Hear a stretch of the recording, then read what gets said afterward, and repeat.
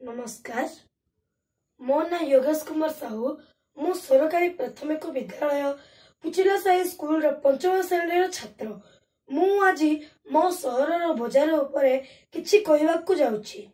आम सहर नाम हेउछि कोरापुट सहर।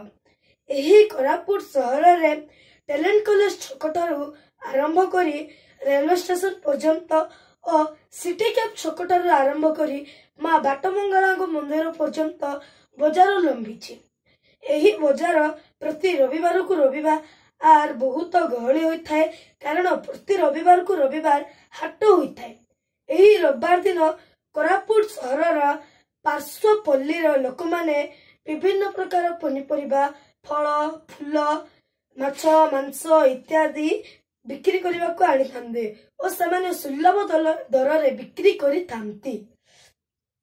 आमर हाट तीनोटी जगार बसे से तीनोटी जगह होची पुलिस ग्राउंड छक, कलानिकेतन छक और हाटपदा। पुलिस ग्राउंड छक रे विभिन्न प्रकार फल फूल पनीपरिबा बिक्री होता है। हाटपदा छक रे चप्पल बिक्री होता है।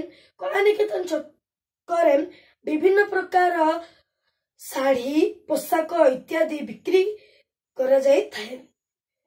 बसस्टैंड शिव मंदिर पार्श्व तिब्बती लोक माने स्वेटर मफलर बैग इत्यादि सुलभ दर रे बिक्री करी थांती। आमरी कोरापुट सहर रे चाट गुपचुप दहीबरा इत्यादि बिक्री करा जाय थाए। एही चाट गुपचुप दहीबरा बहुत भल लागि थाए और पकुड़ी मध्य छाड़ी थांती और 10 टंका को बहुत पकुड़ी दी थांती।